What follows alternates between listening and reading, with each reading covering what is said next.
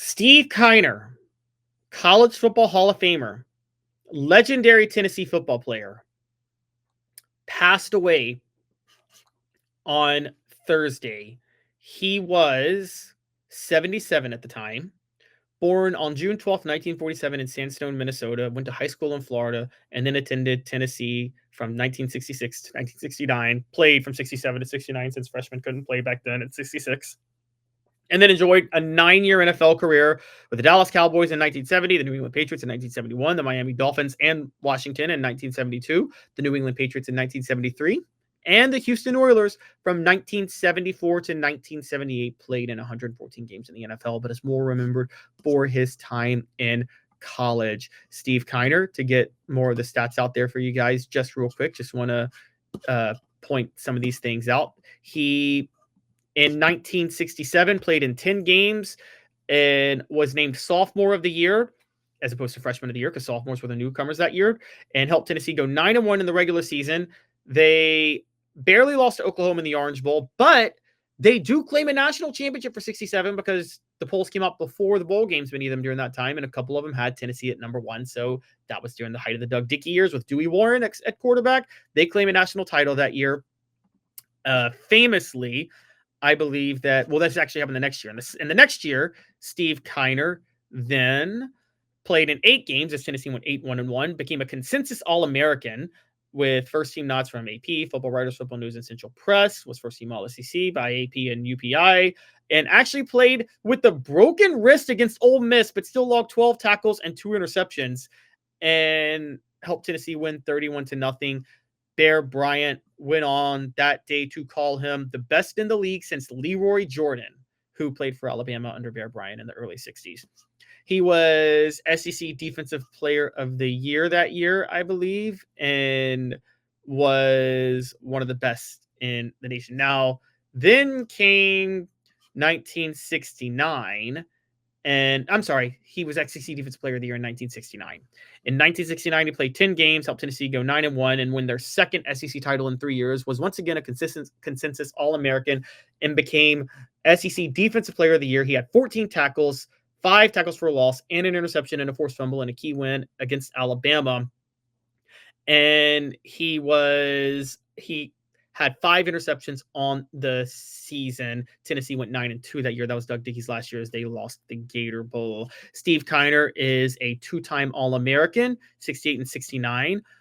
The first 2-time All-American for Tennessee in the post-integration era, because Tennessee integrated in 67 with Lester McLean, funny enough. So Steve Kiner actually is the first to have both of his All-American awards during the Lester McLean era.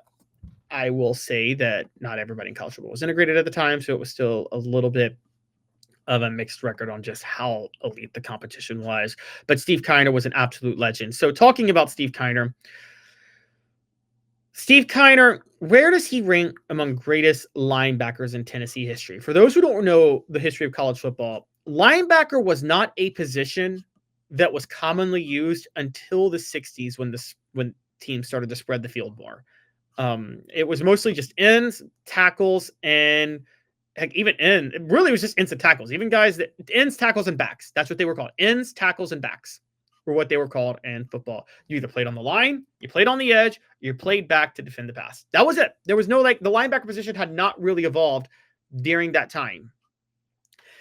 Steve Kiner was one of the first during that era. Tennessee had 2 others, Frank Emanuel in 1965 and Paul Naumoff in 1966. But Steve Kiner and Hacksaw Jack Reynolds, along with Steve Kiner, they were teammates in 69, really helped define the linebacker role that Tennessee became known for in the 70s with Jackie Walker. I mean, Tennessee was a really big deal with linebackers at this point because they had Jackie Walker in the 70s, who was also a 2-time All-American, the first black captain in the SEC, Jamie Rotella, in 72.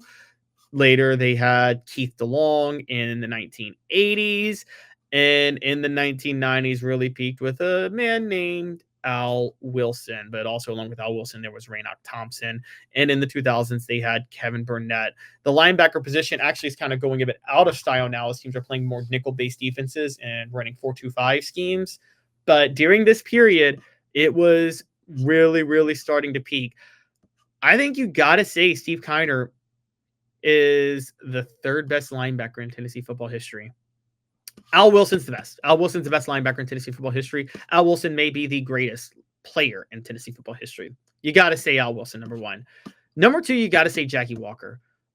Two-time All-American, even more after integration. The first black captain in the SEC, was a huge part of helping to integrate Tennessee. There's a statue of Jackie Walker outside Neyland Stadium, and it's well-deserved.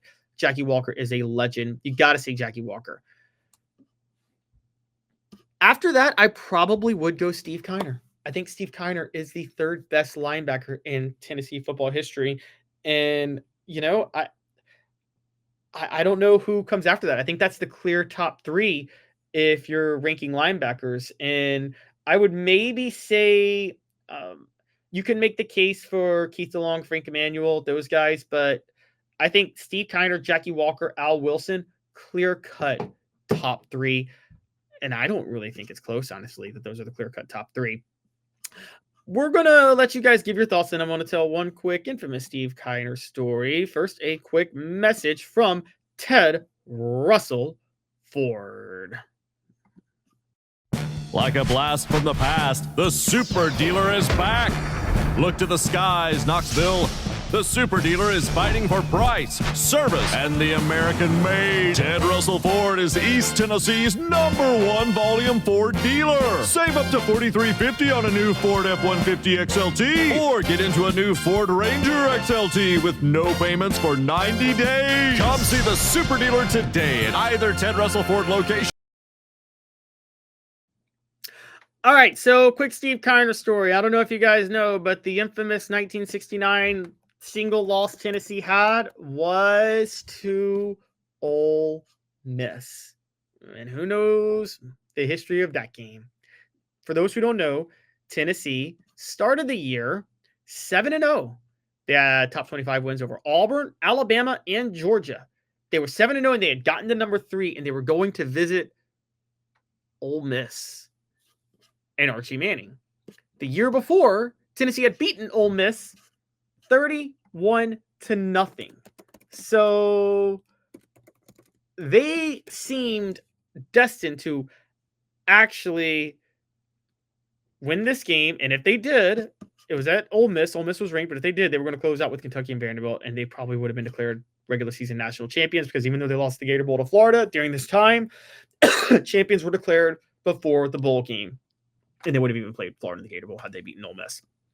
But for those who don't know the story, someone asked Steve Kiner about the horses at Ole Miss. How good are their horses? You know the phrase, like the horses, the elite players. And Steve Kiner responds, "Hee-haw, them's not horses, them's mules." And yes, he referred to Ole Miss as a bunch of mules. And on top of that, Tennessee started saying Archie who? There were Archie who. Basically, Steve Kiner said they're a bunch of mules. Tennessee fans referring to Archie Manning as Archie who to try to say he was irrelevant. And Archie Manning led Ole Miss to an absolute shellacking of Tennessee, beating them 38-0. It was a brutal game, and it was Archie Manning, one of his finest performances. Tennessee was trolling him. Ole Miss, their fans owned this to the umpth degree. They sold Archie who buttons. They bragged about being compared to mules, and man, it wrecked Tennessee's chance at winning a national title. And it did all start with Steve Kiner talking trash. The ironic thing, as we all know, is 25 years later, Archie Manning's son commits to Tennessee and spurns Ole Miss, and one of the biggest rejections ever in the recruiting trail. Ole Miss fans did not take that well. But yes, that was a very interesting story with Steve Kiner. It's one of his infamous moments in Tennessee, but at the end of the day, he was still a great player, one of the greatest in Tennessee football history. So rest in peace, Steve Kiner.